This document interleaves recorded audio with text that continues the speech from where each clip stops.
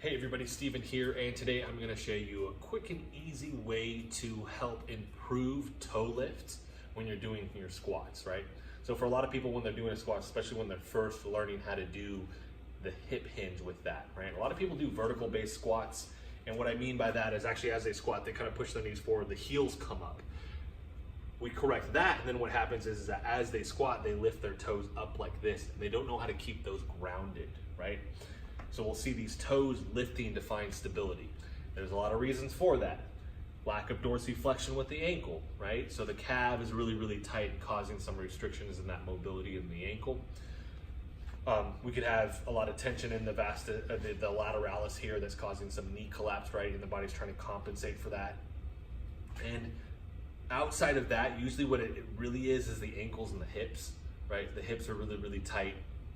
And because of that, the body wants to pull forward and it's just trying to find stability because you're pushing back against that. The toes lift, right? So you're basically not as centered. You have better flexibility and mobility with these joints. Typically, it's not as big of a problem. Part of this, though, is a neurological thing. Your body's not used to squatting like that. You've trained it to kind of do an anterior dominant vertical based squat. So you're used to going way forward like this. We're saying push back and it just doesn't know what to do, right? A lot of things that go into this, but one of the ways to help cue this, and this is with the neurological side, at least to make you very aware of this, it works better in minimal shoes or no shoes. If your shoe is too thick, you're not gonna feel this as much, so you can't tune into it. You can still do it, it's just not as effective in my opinion. We're gonna do this for a box squat eventually, and it's easier to show this way just because I can actually sit here and get everything set up. I would actually take this and apply it to my regular squats also though.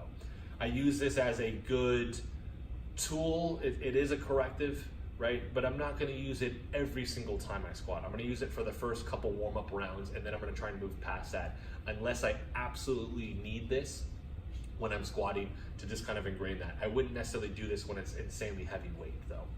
All I'm doing for this, taking this, I'm putting it underneath the balls of my feet, but I'm stretching this band out and I'm placing that down. Now, I can use a TheraBand with this, but you want something that's thin. I have the, I think it's the CLX or CXL band from TheraBand, which just means it has a loop on the inside of this here. We use it with grip and DNS a lot, but with this, I'm keeping that underneath the ball of the foot so that if I lift my toes right now, boom, it slams back together. We don't want that, right? So it's better if you have a partner here too to help you set this up. And thus I'm sitting here because this is very hard to do by yourself if you're trying to do a standing version of this and you're not sitting down, right? So we're doing basically a box squat for this instead. So I'm gonna pull this out. I'm gonna get that planted. This is where I want my stance to be. Now, intra-abdominal pressure, cueing the knees out, right? Here, standing up, boom. Keeping that pressure here. I have a cue for this. If I lift my toes up, that thing's gonna slap in. And you're probably gonna have to correct that multiple times, and that's okay.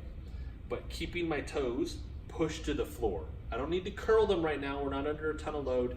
Typically they do that in RKC or strong first kettlebell stuff. You're really like gripping the ground, right?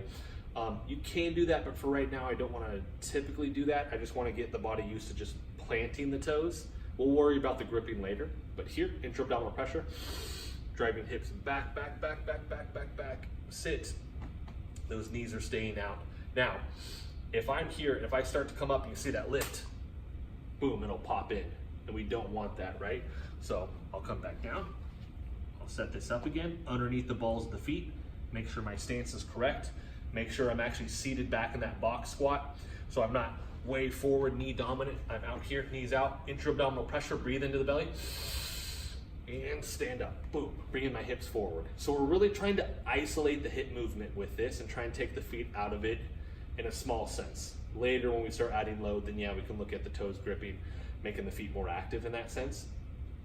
But for right now, I'm just really trying to work on my feet staying planted.